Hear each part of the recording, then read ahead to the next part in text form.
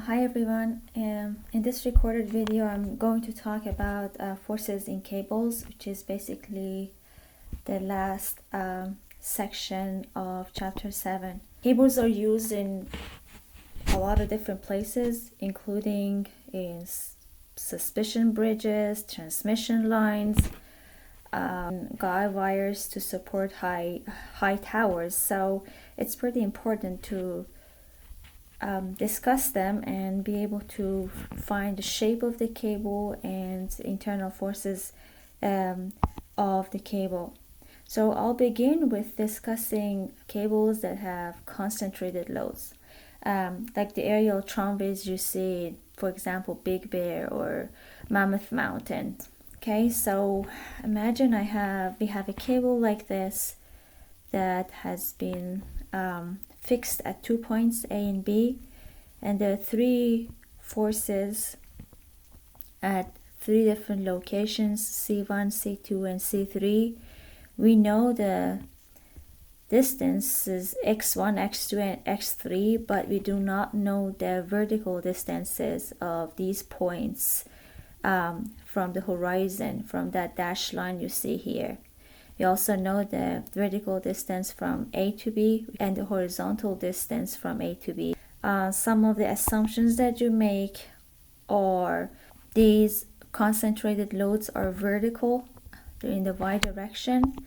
We assume that the cable is weightless, so we neglect the weight of the cable itself, and we assume that the cable is completely flexible, so there is no bending moment as a result of applied forces.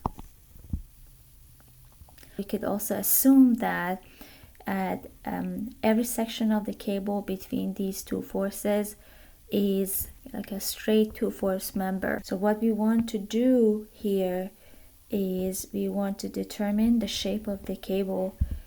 Basically what we want to find is vertical distances. We call this y1, y2,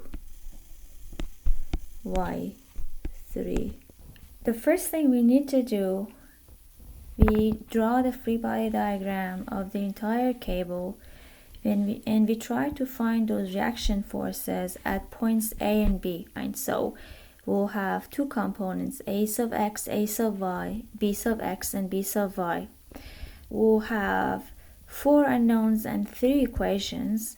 If we write sigma f sub x equals 0, assuming the cable is in equilibrium, that gives me A sub x plus B sub x equals 0.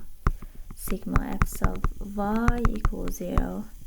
That gives me A sub y plus B sub y equals P1 plus P2 plus P3. And then you could write down sigma m about either A or B, doesn't matter, equals 0, and that gives us by times L plus bx times d is equal to P1 x1 plus P2 x2 plus P3 x3. Okay, we cannot solve for all those 4 unknowns, so we have to somehow find a 4th equation. Now if we have the coordinates of a point like point D here, we could draw a free body diagram for that portion of the cable between A and D and get an extra equation. So I could write sigma m about D equals 0, and that gives me an extra relation between A sub x and A sub y, which is basically equals to P1 times x minus x1 is equal to A sub x y plus A sub y x. Now I have 4 equations and 4 unknowns.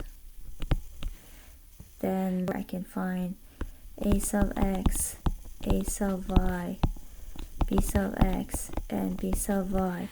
But this is only possible if I have the coordinates of another point of the cable. Okay, that's only we consider in that assumption. If I don't have the coordinates of another point, then this problem becomes statically indeterminate.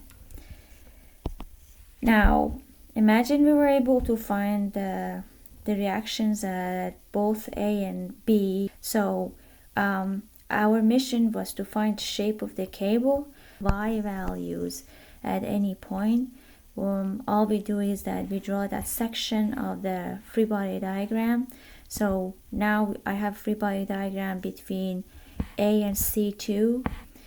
All I need to do to find y2, I would write sigma m about point C2 equals 0. This tension force T and P2, they both go through that point, so it doesn't create any moment. The only forces that create moment are P1 and A sub x and A sub y. So we'll have P1 times x2 minus x1 is equal to A sub x y2 plus A sub y x2, and the only unknown here is basically y2, so I could keep y2 on one side, say y2 is equal P1 x2 minus x1 minus A sub y x2 divided by A sub x, and then y2 is known.